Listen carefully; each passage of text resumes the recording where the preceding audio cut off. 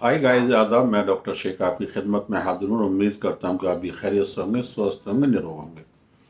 साथियों, जब मैं कमेंट बॉक्स में अपने कमेंट पढ़ता हूँ तो आज मैंने जो देखा, सबसे ज़्यादा तकरीबन 100 कमेंट मेरे यूट्यूब चैनल, फेसबुक और मेरे पास खास तौर से मैसेज इसी बात पे थे कि सर हमारा लिंक जो है सिकुड़ रहा है, श्रिंक हो रहा है। इसकी क्या वजह है, क्या मुख्य वजह है? इस चीज़ के ऊपर मुझसे लोगों ने कहा कि आप, तो मैं खास तौर से अपने तमाम साथियों को वजह बता दूं कि लिंग के सिकुड़ने के कई कारण होते हैं, एक कारण नहीं होता। पहली बात, अगर जैसे कि उम्र बढ़ती है, जब आदमी की 50 साल या 40 साल के बाद जब आदमी की 40 साल से ऊपर जाता है तो उसके पेनिस के लिंग के अंदर ब्लड का दबाव जो है कम हो जाता है, ऑक्सीजन की कमी हो जाती है, पूरी ऑक्सीजन नहीं मिल पाती, जिसकी वजह से टिश्यू हमारे कमज़ोर हो जाते हैं, मांसपेशियाँ एकदम वीक हो जाती हैं।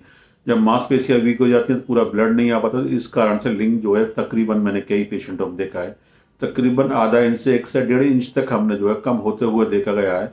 उसकी वजह से पुरुष लोग जो है काफ़ी परेशान रहते हैं। उनको कहते हैं साहब पेशाब करने में दिक्कत होती है, पेशाब की दाद भी को पैरों पर गिरती है।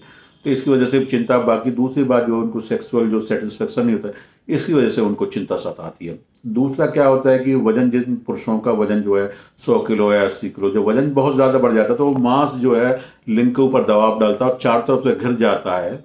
लिंग घिरने की वजह से वो कुछ पार्ट जो है अंदर मांस के अंदर चला जाता है। उसकी वजह से भी हमने देखा है कि लिंग हमारा बहुत छोटा देखा गया। तो इसलिए खास तौर से अपने जो है वजन को कंट्रोल रखें। अगर आप चाहते हैं आपका लिंग सही रहे, आपका स्वास्थ्य रहे और तमाम बीमारियों से बचना, तो वजन को कंट्रोल रखना बहुत ज़रूरी है।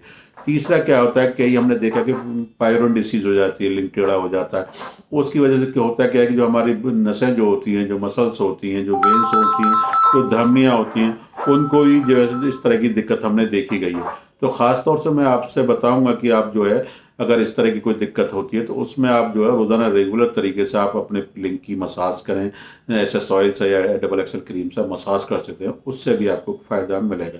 कई बार केसेस में हमने देखा गया है कि जो है जिनको प्रोस्टेट का ऑपरेशन होता है, खास तौर से जिन लोगों को प्रोस्टेट का ऑपरेशन हो जाता है, उसकी वजह से, प्रोस्टेट के ऑपरेशन की वजह से भी हमने देखा है जो हमारे पेनिस का साइज़ है बहुत छोटा होना शुरू हो जाता है।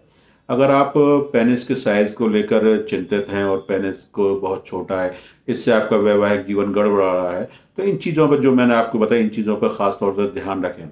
सबसे चौथी, ये सबसे एक मुख्य वजह जो लिंग के छोटेपन के होने के कारण मुख्य वजह क्या होती है कि जो बच्चे, जो नौजवान, जो साथी बहुत ज़्यादा अत्यधिक मास्टरबेट करते हैं, कि एक दिन में 4-4 बार करते हैं, 5-5 बार। उससे क्या होता है कि हमारे पेनिस की पट्टे जो है कमज़ोर हो जाते हैं, लिंग की नसें कमज़ोर हो जाती हैं, जो धमनियाँ बेकार हो जाती हैं, धमनियों के अंदर, स्रावों के अंदर खून पूरा नहीं होता, पूरा फुला गया। तो पेनिस क्या होता है, एक ट्यूब होती है, गुब्बारा। जैसे ही जितना खून आएगा, जितना उसके अंदर प्रेशर से खून है, उतना तेज फूलेगा, उतना टाइट फूलेगा, उतना शक्ति उसके अंदर आएगी। जैसे ही उनकी नसें काम करना शुरू कम करती हैं, या फिर धमनियों में खून कम आता है, धमनियों के अंदर रुकावट हो जाती है, या क्लॉट्स जम जाते हैं, तो उसकी वजह से खून का बहाव पूरा नहीं हो पाता। उसकी वजह से भी लिंग के अंदर शक्ति पूरी नहीं आती और लिंग का साइज छोटा होना शुरू हो जाता है। तो मैं खास तौर से उन नौजवानों से कहूँगा कि आप उस पर इतना मास्टरबेट ज़्यादा ना करें, जिससे कि आपको आपका वैवाहिक जीवन खराब हो या आपके वैवाहिक जीवन में ग्रहण लगे। अगर आप, तो इन चीज़ों पर, जो चीज़ें मैंने आपको बताई, इन चीज़ों पर अमल करें। अगर आपको लगता है कि आपको इस तरह की कोई दिक्कत है और आप लिंग के साइज के सिकुड़ेपन से परेशान हैं या सिंकपन से परेशान हैं, तो आप हमारे यहाँ से घर बैठे दवा मंगा सकते हैं।